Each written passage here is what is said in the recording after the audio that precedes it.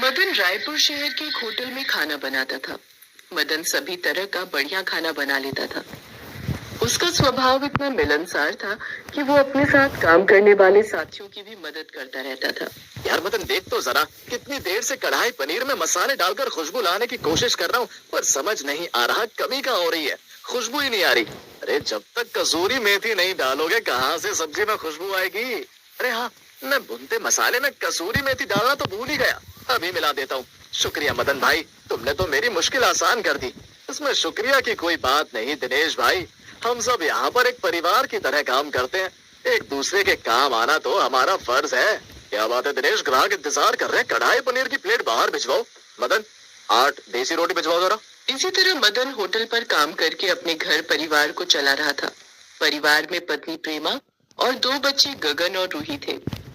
मदन महीने के 15,000 रुपए कमाता था, जिसमें घर का किराया, खर्चा पानी सब निकालना पड़ता था।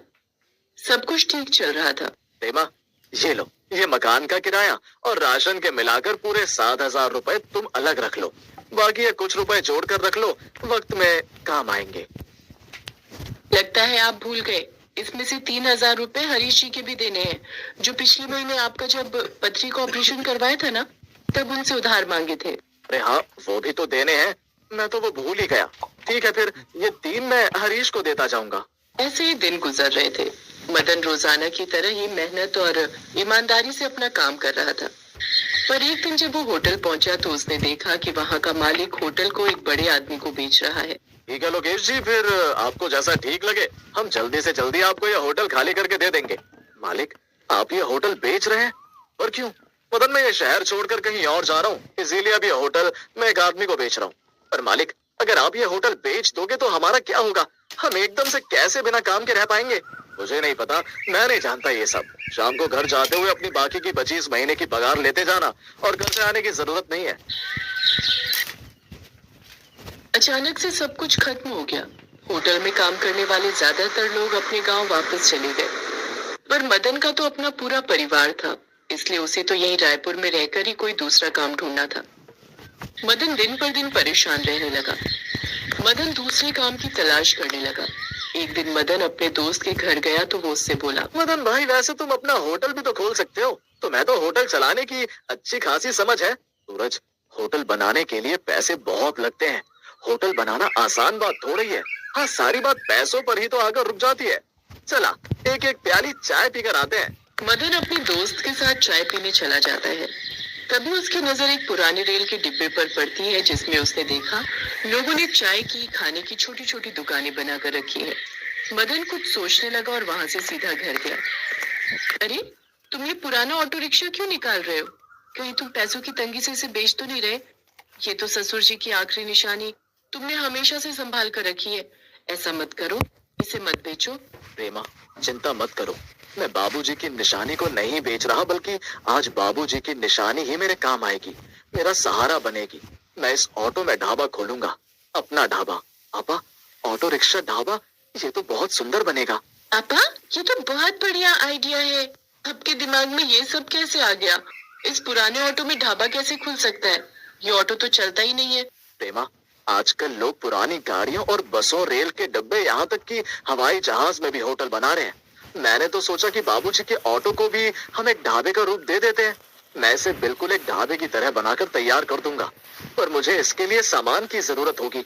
वो कहाँ से लाऊं, यही सोच रहा हूँ। उधार कोई पैसे देगा नहीं। सूरज भी रोजाना की कमाई से ही गुजारा करता है, उससे मांग नहीं सकता। रुको, मैं अभी आई। प्रेमा अंदर जाकर कुछ देर बाद वापस आती है। उसके हाथ में सोने की एक अंगूठी थी, जिसे वो मदन को देती है और बेचने के लिए कहती है। पर प्रेमा, ये अंगूठी तो तुमने पैसे जोड़कर खरीदी थी, ये मैं कैसे बेच सकता हूँ? सुनो जी, मेरा असली गहना तुम और बच्चे हो। तुम्हारा काम चल गया तो बहुत गहने बना लूंगी। जाओ, देर ना करो, इसे बेचकर ऑटो रिक्शा ढाबा की शुरुआत करो। कहते हैं मुसीबत में पत्नी का साथ पति के लिए एक ढाल से कम नहीं होता। मदन कुछ ही दिनों में अपना ऑटो रिक्शा ढाबा तैयार कर लेता है, खुद का ढाबा। ऑटो रिक्शा ढाबे का नाम सुनकर लोग वहां आने लगे और मदन के ढाबे का खाना भी बहुत स्वादिष्ट था। प्रेमा भी ढाबे पर मदन के काम में हाथ बटाती थी। मदन ने अपने दोस्त दिनेश को भी गांव से बुला लिया। मदन के ढाबे पर धीरे धीरे ग्राहकों की भीड़ लगने लगी। उसके पिताजी की निशानी ऑटो उसके काम आ गया और मदन को रोजगार मिल गया। कहते हैं जब एक रास्ता बंद हो जाए तो भगवान दूसरा रास्ता अपने आप खोल देते हैं। बस जरूरत होती है विश्वास और खुद में जज्बे की। नदी के किनारे कुछ छोटे गांव बसे थे। वहां हर दिन बाजार लगता था, जहां पर लोगों की भीड़ लगी रहती थी। उन्हीं गांव में से एक गांव माधोपुर भी था, जहां दिनेश नाम का एक व्यक्ति अपना छोटा सा ढाबा चलाता था। पर कुछ दिनों से दिनेश बहुत परेशान था। उसका ढाबा चल नहीं रहा था। मालती, हम रोजाना ढाबे पर मेहनत से खाना बनाते हैं, पर हमारे ढाबे पर अब आमदनी होनी बहुत कम हो गई है। पता नहीं माधोपुर गांव के ज्यादातर लोग शहर जाकर बस रहे हैं। अब भगवान जाने हमारा ये ढाबे का काम कब तक चलेगा। चिंता तो मुझे भी हो रही है। आगे वर्षा की शादी करनी है। सूरज भी कह रहा था आगे की पढ़ाई वो शहर जाकर करना चाहता है। कल ही वो इस बारे में बात कर रहा था। दिनेश और मालती की सारी बातें सूरज सुन लेता है। वो बहुत उदास हो जाता है और नदी के किनारे जाकर बैठ जाता है। उसकी आंखों में आंसू आ जाते हैं और वो रोने लगता है। माँ और बापू कितने परेशान हैं। मैं ऐसा क्या करूं जिससे उनकी तकलीफ कम हो जाए। वो बेचारे चिंता में कितने परेशान रहने लगे हैं। हमारा ढाबा बंद हो गया तो हम क्या करेंगे। सूरज अभी खुद से बातें कर ही रहा था कि वहां नदी के किनारे एक बूढ़ा व्यक्ति अपनी नाव पर बैठा हुआ उससे पूछता है, क्या हुआ बेटा, तुम रो क्यों रहे हो, मुझे बताओ। सूरज उस बूढ़े व्यक्ति को अपना सारा दुख बताता है